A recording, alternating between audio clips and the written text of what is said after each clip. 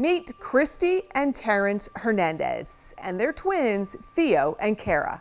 From the outside looking in, they look like a typical American family, but they faced considerable struggles before, during, and after pregnancy. It was very difficult getting pregnant. I had to see, I went through different rounds of doctors, and then I had to see a specialist. I was very fortunate to get a really good doctor that just diagnosed me with PCOS and endometriosis.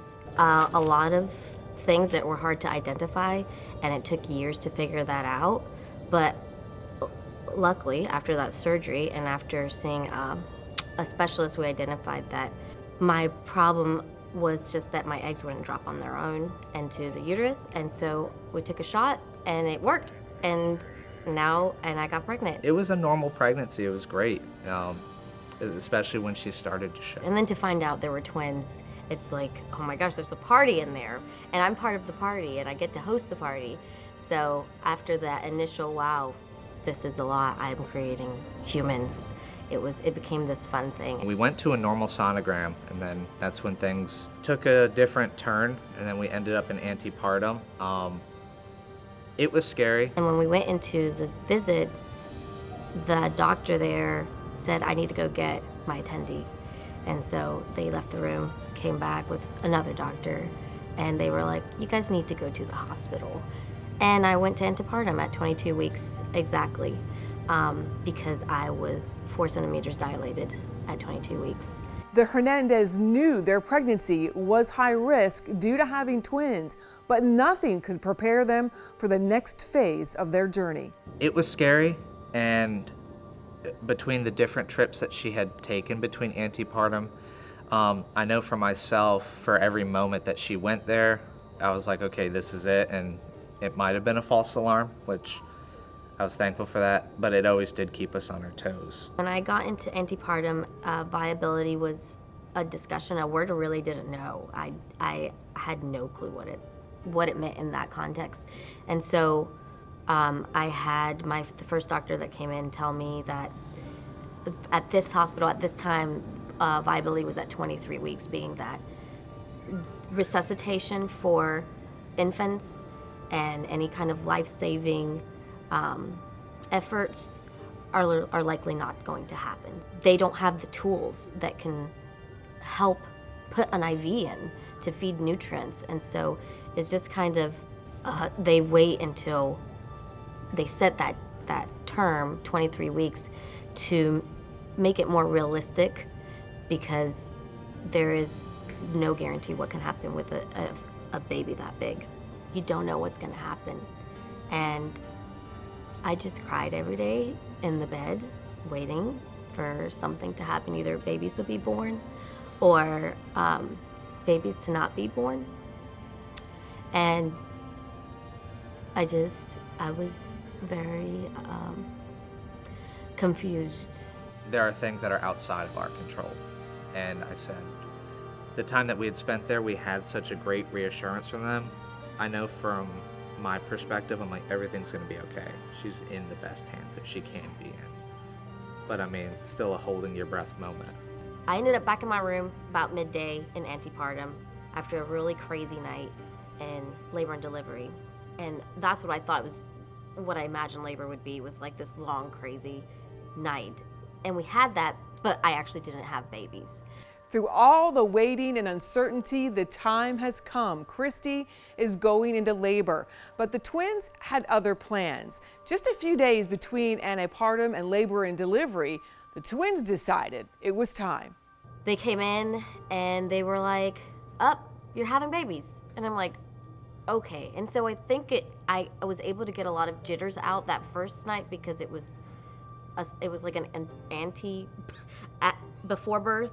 But then within an hour, I'm in the operating room. There's doctors everywhere. And an hour later, I'm in recovery. The only glimpse I saw were literally the tiniest feet and hands I've ever seen, just kind of sticking up in a little oscillate box as they rolled past me to the NICU.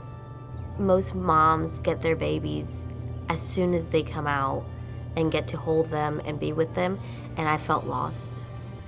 I felt like my one job was to take care of these babies, to take care of the babies that my body was supposed to make. And I don't have them. I don't have anything to show for them. I couldn't keep them in. I honestly didn't even know if by the time I was able to get out of this bed and back to my room or down wherever to the NICU, would I see them? Would they be alive? That's what was going through my head. Would I have one of them? Would I have both of them? What state are they in? I didn't know anything really other than they went down there. And if I was going to be able to actually put eyes on live children of mine, that was a question that kept going in my head.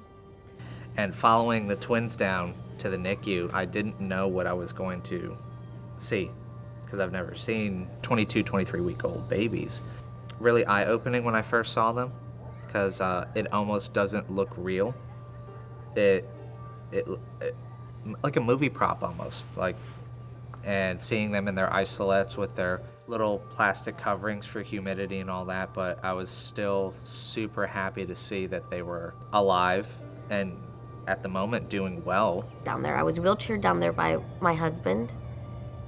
He had seen them and he'd come up, and I just kind of see this overcast look on his face, and so I'm just preparing myself for what I can, but I don't think anything can prepare you seeing a human life this big, with machines 3 times its size, feeding it oxygen, feeding it nutrients. Unlike typical births, Christy and Terrence had to wait 2 weeks before they could hold both their babies. Theo ended up staying in the NICU for 120 days, Kara 137. Leaving the stability and the medical resources the NICU provides has its own challenges. However, the resilience of these little warriors kept surprising everyone. You're at the pace of the kids, whatever the kids are doing, however they're responding. So the one thing I tell everybody, especially if you're in the NICU, is like, have hope, especially between the research, the medical teams, the doctors, and then just have hope overall that the best outcome will come to fruition. Since they've been home, listen, these kids, I don't know what it is, but they are amazing. They're perfect in all the ways that I believe children can be. And we had follow-up appointments with all of these specialists, an eye doctor, pulmonologist, heart doctor, follow-up clinic for the NICU. They had all these follow-ups. They saw a physical therapist up till they were about 1.5. And that every single time any of these doctors or these professionals saw them, they were like, they are doing exactly what they're supposed to be doing.